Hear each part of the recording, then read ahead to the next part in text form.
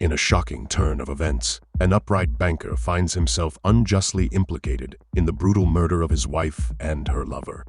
Following a brutal ordeal behind bars, he unexpectedly becomes indispensable to several high-ranking officials, granting him newfound privileges and a semblance of a good life. However, tragedy strikes when his trusted protege is mysteriously slain by those very same authorities. Next, what he does is astonishing. Yes, you got it right.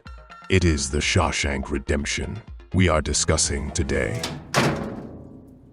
In 1947, Andy Dufresne, accused of a brutal double murder involving his wife and her lover. A golf pro, Andy's world is turned upside down. Though he escapes the death penalty, he's sentenced to consecutive life terms in the dreaded Shawshank prison. Andy insists on his innocence, but his calm and collected demeanor only deepens the doubt surrounding him. In Shawshank prison, Ellis Boyd Redding, also known as Red, faces a pivotal parole interview after 2 decades behind bars. Despite his best effort, he's denied parole. Known as the prison's resourceful smuggler, Red enjoys a reputation for procuring desired items for inmates. When new arrivals trigger an alarm, Red and his friends engage in a high-stakes bet on which newcomers will crumble on their first night. Placing a significant wager, Red pins his hopes on Andy. As the first night unfolds, a newly arrived overweight inmate, fittingly nicknamed Fat Ass, crumbles, granting Haywood the victorious edge in the bet. However, the jubilation is short-lived when the ruthless chief guard, Byron Hadley, unleashes a brutal assault on the vulnerable man for his failure to maintain silence upon request. In stark contrast, Andy remains resolute and composed amidst the chaos. The following morning, a grim revelation spreads among the inmates. Fat Ass meets a tragic fate, succumbing to his injuries in the infirmary, where the absence of the prison doctor during the night proves fatal. Curiosity compels Andy to inquire about the fallen man's name, only to be met with a dismissive response from Haywood, quashing any further discussion. Approximately a month later, Andy seeks out Red, intrigued by the rumors of Red's remarkable ability to procure items within the prison. Andy's request is peculiar. He asks Red to obtain a rock hammer, claiming it is essential for his hobby of rock collecting and sculpting. Red, naturally curious, raises some questions about Andy's intentions, but Andy simply laughs off any suspicions. Intrigued and sensing something different about Andy, Red agrees to help, but not before issuing a stern warning about the Sisters, a notorious group of prisoners known for their sexual assaults, particularly their leader, Boggs, who has taken a keen interest in Andy. Red, with the help of his allies, delivers him the rock hammer, and seeing its size, he understood Andy's amusement. During the initial 2 years of his imprisonment, Andy finds himself consumed by the monotonous routine of working in the prison laundry. However, his days are also plagued by the relentless torment from Boggs and the Sisters, who subject him to regular beatings and sexual assaults. Despite enduring this agonizing ordeal, Andy maintains a stoic silence, refusing to speak up about his suffering. When news of a work detail involving roof tarring reaches the prison, Red uses his connections to secure Andy and a few of their acquaintances a spot on the job.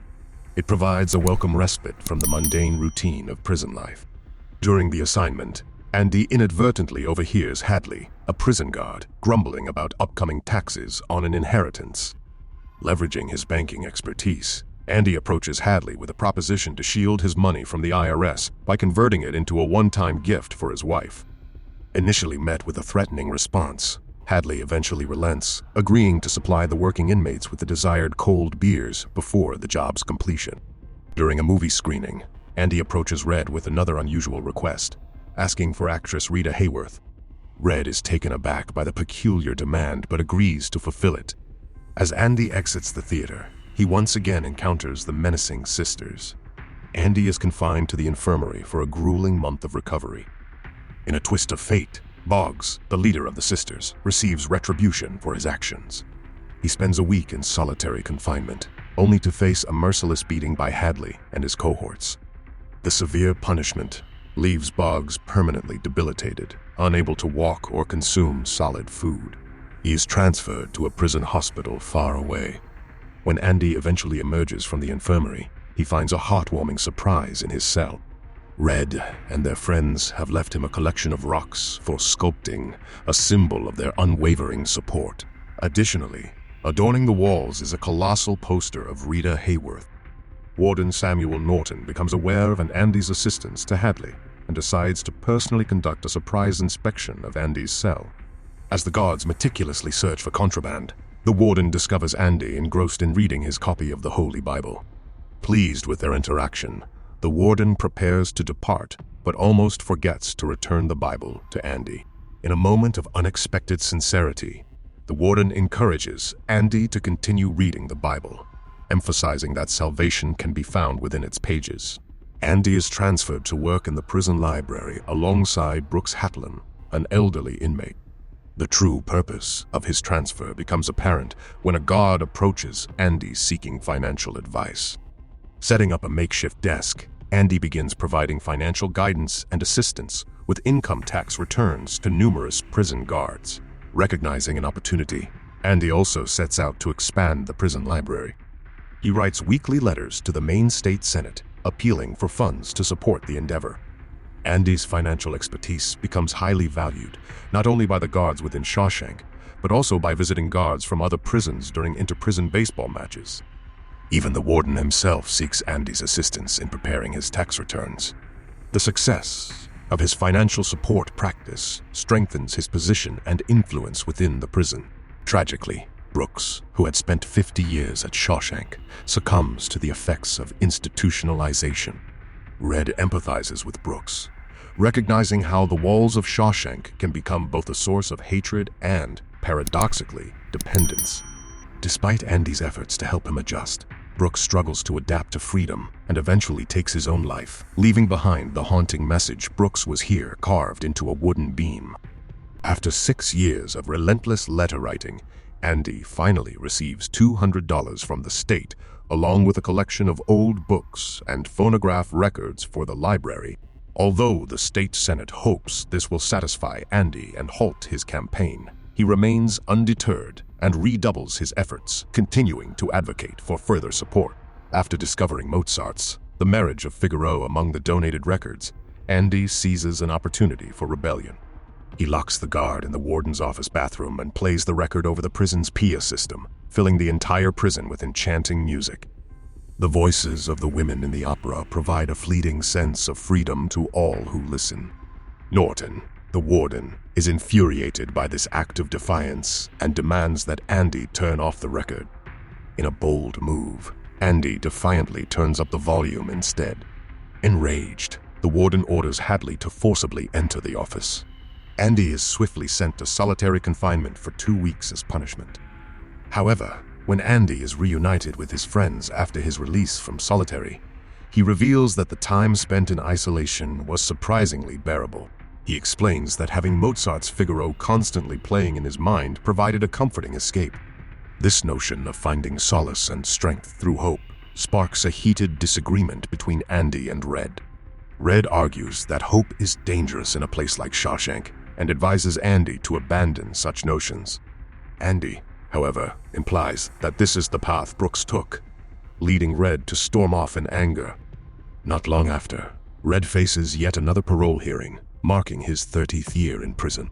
With no enthusiasm, he repeats the same words he used a decade ago, but his parole is once again denied.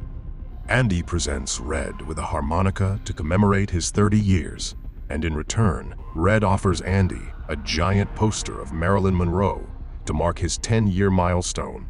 4 years after the Mozart incident, the state senate realizes that they cannot simply get rid of Andy with a check. They grant him an annual budget of $500 to expand the prison library. Andy utilizes the funds wisely, striking deals with book clubs and charities to create a remarkable library within the prison. In honor of Brooks, the library is named after him. In the meantime, Warden Norton capitalizes on Andy's financial knowledge and orchestrates a scheme involving prison inmates working on public projects. Norton outbids other contractors, utilizing cheap prison labor. Occasionally, he allows other contractors to secure projects in exchange for substantial bribes. Andy facilitates the money laundering process by establishing multiple bank accounts and investments under the alias of Randall Stevens, a fictitious identity he meticulously crafted. This scheme ensures that any investigation will lead authorities to a phantom individual created solely on paper. Andy shares the intricate details with Red, highlighting the irony of having to be imprisoned to acquire the skills of a cunning criminal. In 1965, a new inmate named Tommy arrives at Shawshank for breaking. He quickly becomes friends with Andy and Red, earning their trust and camaraderie. Andy suggests that Tommy should explore other paths besides theft due to his lack of success in that area. Inspired by Andy's advice, Tommy expresses his desire to earn his high school diploma and seeks Andy's help. Despite Tommy's frustrations during the exam, Andy retrieves the crumpled paper and submits it on his behalf. One day, Tommy learns about Andy's case and asks Red to share the details. Red explains that Andy was convicted of killing his wife and her lover, a golfer, but maintains his innocence. Tommy, visibly upset, shares a story of a former cellmate who confessed to the same crimes. This revelation fills Andy with hope, leading him to approach Warden Norton and request a new trial with Tommy as a witness.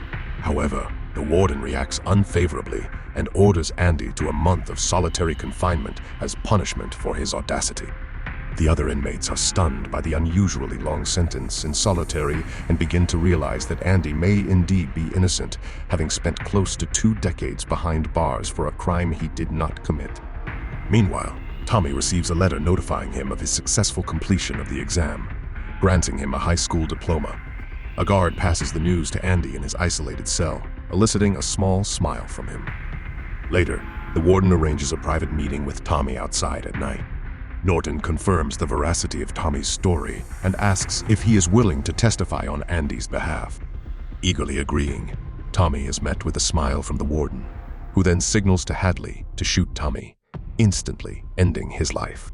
After the warden falsely claims that Tommy attempted to escape and was shot by Hadley, Andy sees through the deception and informs Norton that he will no longer work for him. In response, the warden threatens to dismantle the library, destroy the books, and transfer Andy to a dangerous part of the prison. Norton leaves, condemning Andy to another month in solitary confinement.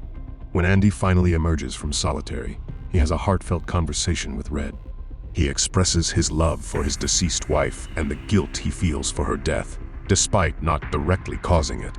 Andy shares his dreams of living in Zihuatanejo, Mexico, managing a hotel, and invites Red to join him. However, Red, feeling too entrenched in the prison system, rejects the offer and criticizes Andy for holding on to hope, believing it will only lead to destruction. Andy agrees with Red's perspective and prepares to leave. Before parting, Andy asks Red if he is familiar with the Buxton area in Maine. He describes a specific location with a large oak tree at the end of a stone wall and requests that if Red is ever paroled, he seeks out that tree and retrieves something hidden among the stones. However, Andy refuses to disclose what the item is. Although Red promises to fulfill Andy's request, he becomes increasingly concerned about his friend's state of mind. Norton asks Andy to shine his shoes before leaving. As lights go out, Red worries for Andy. The next morning, panic ensues when Andy is missing. Norton finds Andy's shoes in his box, realizing his escape plan. During the previous night's thunderstorm, Andy wore Norton's clothes underneath his own, taking advantage of the confusion caused by the storm to go unnoticed. He packed his belongings, some papers, and Norton's clothes into a plastic bag, which he tied to himself using the rope he had requested. Through the tunnel, Andy emerged into a space between 2 walls and eventually found a sewer main line. Utilizing a rock, he broke open the sewer line with the aid of lightning strikes. Crawling through 500 yards of raw sewage, Andy finally emerged in a brook outside the prison walls. A search team later discovered his prison clothes, a bar of soap, and a worn-out rock hammer. As Andy successfully closes his accounts and collects nearly $370,000, he sends a package containing Warden Norton's accounting books, along with his confessions and testimony, to the Portland Daily Bugle newspaper. The news of the corrupt activities within Shawshank Prison quickly spread, and the Maine State Police, accompanied by reporters, descend upon the prison. Hadley, implicated in Tommy's murder, is arrested, displaying unexpected fear. Warden Norton, confronted with chaos, opens his safe to find Andy's Bible with pages cut into a rockhammer shape. Trapped, Norton takes his own life as police close in. Red reflects on the warden's demise and wonders if Norton had a moment of realization before his final act, realizing how Andy had outsmarted him. Shortly after, Red receives a postcard from Fort Hancock, Texas, with no message written on it. Red interprets this as a sign that Andy has successfully made it to Mexico and achieved his long-awaited freedom.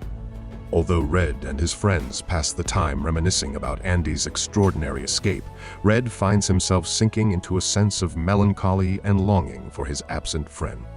After 4 decades, Red's passionate plea at the parole hearing moves the board, granting him freedom. He chooses to live where Brooks once did, reflecting on time's passage. Passing a pawn shop, Red resists temptation. Instead, he focuses on the compasses behind the guns, symbolizing direction and purpose. He purchases one, determined to follow Andy's instructions to find him in Zihuatanejo, Mexico. Following the instructions, Red discovers a box with cash and a letter under a stone wall in Buxton. Andy awaits him in Zihuatanejo, not specifying the city to protect the letter's secrecy.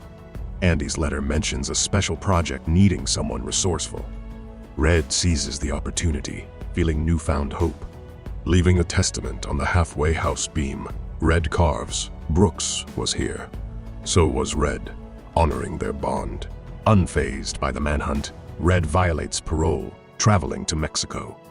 On a Pacific beach, Red and Andy reunite, embracing their long-awaited freedom. They embark on a new chapter, a testament to hope, redemption, and their enduring friendship. As always, we want to hear from you, so be sure to share your thoughts in the comments section below. And if you haven't already, be sure to hit that like button, subscribe to our channel, and don't forget to turn on notifications so you never miss any video.